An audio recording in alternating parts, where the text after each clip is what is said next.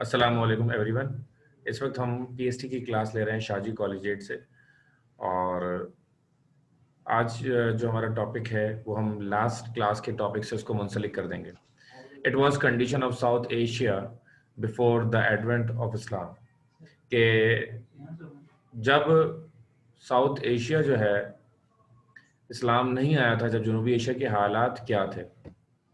ठीक है जी। तो यहाँ से हम अपनी गुफ्तगू का आगाज़ कर रहे हैं। आप लोगों को अगर अनम्यूट होना हो या आप कुछ कहना चाहें तो उसके लिए आपको रेज हैंड करना होगा इसमें, और फिर मैं आपको अनम्यूट कर दूंगा। ठीक है। अच्छा जी। तो कंडीशन में आपको, कि हम ये डिस्कस कर चुके हैं कि 4 तरह के कैटेगरीज थी साउथ एशिया के अंदर।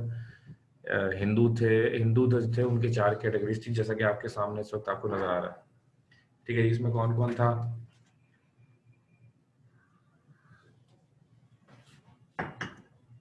Brahmins, Kshatriyas, Vysya and Shudras. इस पर बात हो गई है हमारी, तो इसलिए अच्छा, चैट का भी ऑप्शन है आपके पास, चैट में भी आप लिख सकते हैं। स्टेटस ऑफ वुमेन जो आप देख रहे हैं, अगर आप चाहें तो उसका स्क्रीनशॉट भी ले सकते हैं आप। ठीक है ना, क्योंकि हम ये डिस्कस कर चुके हैं। तो शॉर्ट क्वेश्चंस की तरफ चलेंगे। सबसे पहला सवाल है, what do you know about Aligarh movement? Aligarh movement का ना बड़ा गहरा किरदार है हमारी लाइफ के अंदर, क्योंकि हमारे जितना भी हमारी आज तालीम, उसका ताल्लुक वही है, सर सैयद अहमद खान ने हमें इस तरफ राग़िब किया। ठीक है ना। अच्छा देखें, होता यह है कि अगर आपका इंटरनेट डाउन होगा तो आपको मेरी आवाज़ सही नहीं आएगी। उसके लिए ये है कि अगर आप मोबाइल डाटा यूज़ कर रहे हैं या किसी भी किस्म का डाटा यूज़ करें तो किसी ऐसी जगह पर बैठें जहाँ पर सिग्नल ज़रा स्ट्रॉन्ग है, तो आपको इंशाल्लाह मेरी आवाज़ क्लियर आएगी। अच्छा, इसके अलावा ये रिकॉर्डिंग भी होती है हमारी, तो इंशाल्लाह रिकॉर्डिंग भी आपको मिल जाएगी। अगर अभी आवाज़ का इशू है तो अगर रिकॉर्डिंग जो आप देखेंगे इंशाल्लाह उसमें आपको कोई इशू नहीं आएगा। तो हुआ ये, आफ्टर 1857 में क्या हुआ था कि जंग हुई थी। 1857 में मुसलमानों और हिंदुओं ने मिलकर अंग्रेज़ों से जंग की थी, और उस जंग में ये हुआ था कि हालात बहुत ख़राब हो गए थे मुसलमानों के। ठीक है ना। अब मुसलमान दुश्मन भी बन गए, एक तो हिंदू अंग्रेज़ों की नज़र में एक तरफ, तो दूसरी तरफ ये हो गया उनके साथ कि अब उनका साथ कोई देने को तैयार नहीं। उनको तालीम में पीछे कर दिया मुसलमानों को, और सोशल एक्टिविटीज़ में पीछे कर दिया, इकोनॉमिक एक्टिविटीज़ में पीछे कर दिया। यानी कि अब ना उनके पास पैसा, ना उनके पास कारोबार, ना उनके पास तालीम। ये उनके साथ कब हुआ? 1857 में। अब 1857 से तकरीबन 70 साल गुजर गए और इनके हालात बेहतर होने पर नहीं आ रहे। अब इसका क्या किया जाए? सर सैयद अहमद खान ने इसका हल बताया। सर सैयद अहमद खान ने इसका यह हल बताया कि अगर तालीम हासिल करेंगे तो ही हालात क्या हो सकते हैं जी? बेहतर हो सकते हैं। तो अलीगढ़ मूवमेंट जो थी उसके 3 बेसिक ऑब्जेक्टिव्स थे। ठीक है जी। अलीगढ़ जो मूवमेंट थी हमारी, उसके 3 there were 3 basic objectives. Number 1, loyalty to British government, कि ब्रिटिश गवर्नमेंट को हमें इस बात का एहसास दिलाना था कि भाई हमारे जो है ना, हम उनको अच्छा समझते हैं।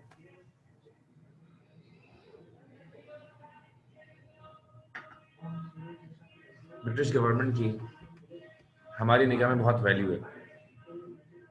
अंग्रेज और मुसलमान एक दूसरे से अच्छे ताल्लुकात चाहते हैं। ये हम चाहते थे कि उनको एक मैसेज जाए हमारी तरफ से कि हम अंग्रेजों से दुश्मनी नहीं चाहते, बल्कि हम एक स्ट्रॉन्ग रिलेशनशिप, इक्वल बैलेंसेस के ऊपर एक रिलेशनशिप चाहते हैं। ये सबसे पहली बात थी। इसके बाद दूसरा, modern western education for the Muslims to compete Hindus, कि भाई हमारा मुकाबला दरअसल हिंदुओं से था, अंग्रेजों से नहीं था। हमें ये पता था कि आज नहीं तो कल, आज नहीं तो कल अंग्रेजों ने चले जाना है, और फिर हमारा इस खित्ते में, जनूबी एशिया में मुकाबला किससे होगा? हिंदुओं से होगा। तो हिंदुओं से मुकाबला करने के लिए उनके बराबर तालीम चाहिए, उनके बराबर तमाम चीज़ें चाहिए। तो सर सैयद अहमद खान ने लोगों को राग़िब किया इस तरफ कि हमारे लोग तालीम की तरफ आए, क्योंकि तालीम इंसान को ताकत देती है। इंसान अपने बाजू की ताकत से इतनी बड़ी जंग नहीं लड़ सकता जितनी वो दिमाग की ताकत से लड़ सकता है, और ये दिमाग की ताकत जब तक किसी शख्स के पास नहीं हो सकती जब तक वो इल्म हासिल ना करे, तालीम हासिल ना करे। To keep away the Muslims from politics. सियासत बहुत ज्यादा इंसान को नुकसान देती है। पाकिस्तान को बहुत ज्यादा नुकसान सियासत की वजह से भुगतना पड़ा। तो इसमें एक चीज हम ये भी देखते हैं कि भाई सियासत जो है, सियासत से हमें दूर रहना होगा, क्योंकि हमारी तरफ से ये पैगाम नहीं जाना चाहिए कि हम बड़े सगीर पर कब्जा करना चाहते हैं। अगर हमारी तरफ से ये पैगाम जाता है कि हम बड़े सगीर पर कब्जा करना चाहते हैं, तो इसका भी एक नेगेटिव इम्पैक्ट आएगा। तो हमें ऐसा इम्पैक्ट भी पैदा होने नहीं देना है। ठीक है जी, यहाँ इससे भी एक मैसेज था। ओके, इसके बाद Scientific Society at Ghazipur. In 1864, Sayyid Ahmad Khan led the foundation of a scientific society at Ghazipur. The purpose of this society was to translate the English books into Urdu language. एक scientific society और गाजीपुर बनाई गई। इस society का मकसद ये था कि हमारे वो लोग जो तालीम हासिल नहीं कर पा रहे हैं, तालीम हासिल क्यों नहीं कर पा रहे? क्योंकि उनकी अंग्रेजी समझ में नहीं आती।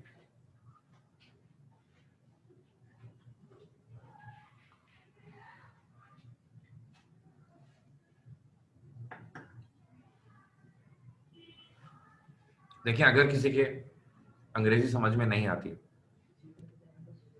ये कोई बुरी बात नहीं है कि अंग्रेजी समझ में नहीं आती। दुनिया में बहुत सारे मुल्क हैं जिनके लोगों को अंग्रेजी नहीं आती है, लेकिन इसका हरगिज़ ये मतलब नहीं कि वो उन्होंने तरक्की नहीं की। चाइनीज को इंग्लिश नहीं आती, बहुत कम चाइनीज की तादाद है जो इंग्लिश सीखते हैं, समझते हैं, लेकिन उसके बावजूद they are developing their countries. तो व्हाई नॉट पाकिस्तान? ठीक है जी। तो बहरहाल, लेकिन जरूरत है कि इंग्लिश की बुक्स को उर्दू में कन्वर्ट किया जाए ताकि हमारे लोगों के पढ़ने के लिए आसान हो जाए। तो इसका भी सहरा जाता है जनाब सर सैयद अहमद खान को, जिन्होंने इसके लिए कोशिश करी और जो बुक्स थी उनको कन्वर्ट किया। ठीक है जी। इसके बाद नंबर 2 उन्होंने क्या किया? Mohammedan educational conference, MEC, Mohammedan educational conference in 1886।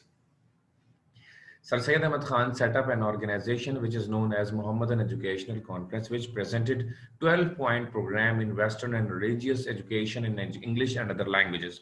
Its aim was to convey the message of education to the Muslim masses. एक मोहम्मदन एजुकेशनल कॉन्फ्रेंस बनाया। मोहम्मदन इसका नाम क्यों रखा गया? ताकि इससे क्या होगा, मुसलमान अट्रैक्ट होंगे। जब मुसलमान अट्रैक्ट होंगे तो उनको लगेगा कि नहीं यार, इसकी वैल्यू है और इसकी इंपॉर्टेंस है और हमें इसमें शामिल होना चाहिए। We should work for it, हमें इसके लिए काम भी करना चाहिए और हमें तालीम हासिल करना चाहिए। और देखें, दीन हमें क्या सिखाता है? दीन तो हमें कहता है ना कि इल्म हासिल करो, माँ की गोद से कब्र की लहद तक। तो इल्म कभी भी इंसान को छोड़ना नहीं चाहिए। जो कौम इल्म छोड़ दे वो कहीं की नहीं रहती।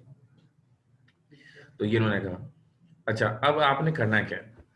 आपने करना ये है, बहुत तवज्जो सुनिएगा, स्क्रीनशॉट लेने के तैयार रहेंगे आप। क्वेश्चन है, मैं भी इसमें क्वेश्चन ऐड करता हूँ, ठीक है?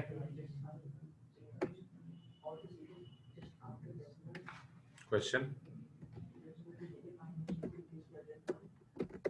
What do you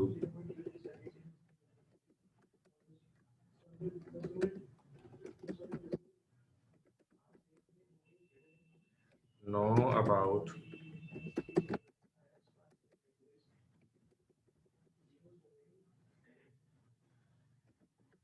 Aligarh movement?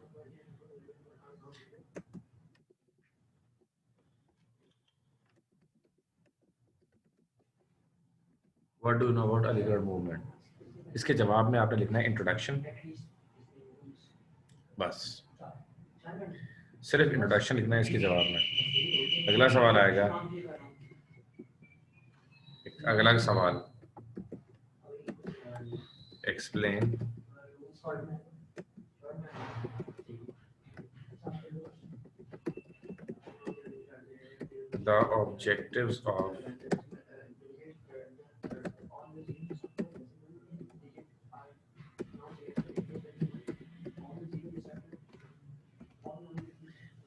the objectives of Aligarh movement. ठीक है ना? अब उसमें ये जो ऑब्जेक्टिव्स आपके सामने लिखे हुए हैं ये आ जाएंगे।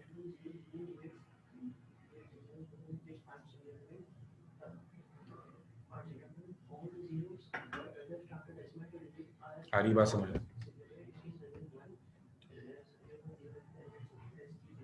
दो सवाल हो गए। अब ना स्क्रीनशॉट ले रहे हैं, ठीक है ना। इंट्रोडक्शन का स्क्रीनशॉट ले लें, वन बाय वन आपने स्क्रीनशॉट ले लेना है, ठीक है जी, ले लिया। अगर स्क्रीनशॉट ले लिया तो डन लिख दें चैट में ना, आपने कॉपी भी करना होगा ना बेसिकली, ठीक है। अलीशा, अनुषा, फबीहा, फरवा, फिजा, फिजा, माहा, मारिया, निमरा, किसा, तूबा एंड वाइजा। स्क्रीनशॉट ले लिया आपने, very good very good very good. अच्छा जी, अब देखें ऑब्जेक्टिव्स की बात आ गई। ऑब्जेक्टिव्स में आप क्या लिखेंगे, ये 3 पॉइंट लिखेंगे और ये 2 हेडिंग, 3 पॉइंट्स और ये 2 हेडिंग, और ये आप ले सकते हैं इसका ऑब्जेक्टिव्स का पूरा आ रहा है ना ऑब्जेक्टिव, ये मैं तस्वीर अपनी साइड। चलें अब ले लें, अगेन स्क्रीनशॉट ले लें, सेकंड स्क्रीनशॉट भी ले लें, ओके। अच्छा जी, ले लिया आपने, माशाल्लाह, वेरी गुड। अब हम बढ़ते हैं अगले, टू नेशन थ्योरी। तो ये हमारा शॉर्ट क्वेश्चन नंबर 3 हो जाएगा।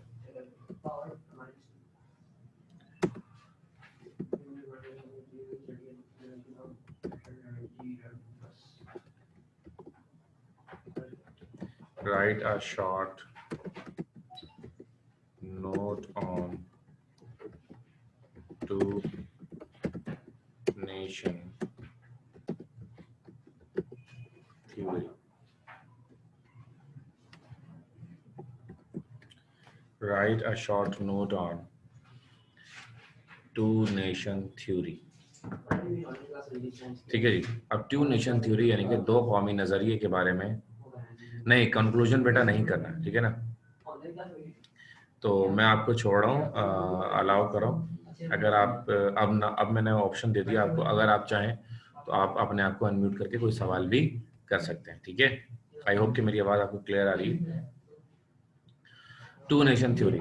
Means of two nation theory. Two nation theory means that Muslims of South Asia believe that Islam and Hinduism are not only two religions but also two distinct cultures with no similarities. Their habits, architecture, music, and script all are different.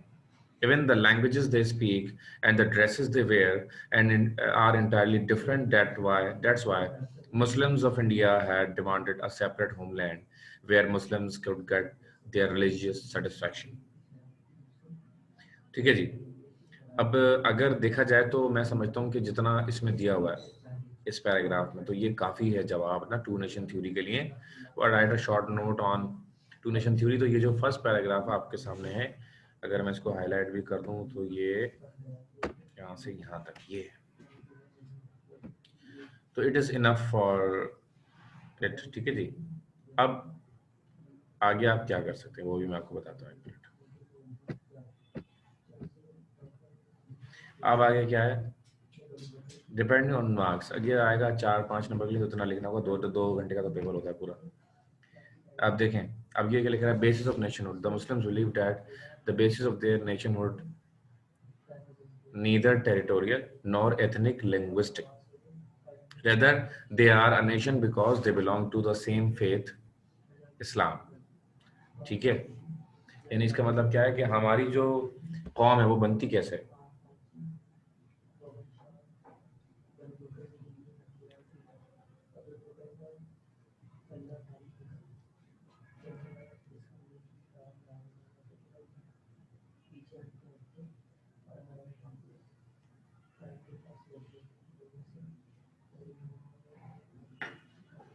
Basically हमारी जो कौम बनती है वो बनती है कलमे से।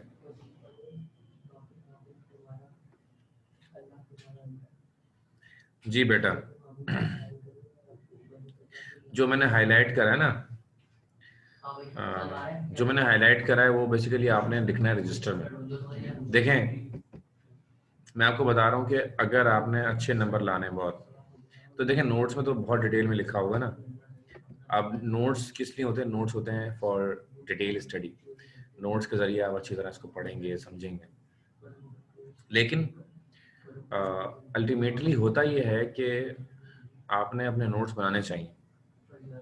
मैं अल्हम्दुलिल्लाह मेरे कभी लाइफ में बी ग्रेड नहीं आया, हमेशा अच्छे मेरे नंबर है। उसकी वजह ये है कि मैंने हमेशा अपने नोट्स तैयार करे ना, खुद मैंने सारी चीजें अलग से डिटेल में लिखी और फिर मैंने उसको याद किया। तो जैसे जैसे मैं हाईलाइट कर रहा हूँ ना, वो मैं वही उतनी लेंथ आपको मैं हाईलाइट करके दे रहा हूँ जितनी आपको एग्जाम में लिखनी होगी। ठीक है जी।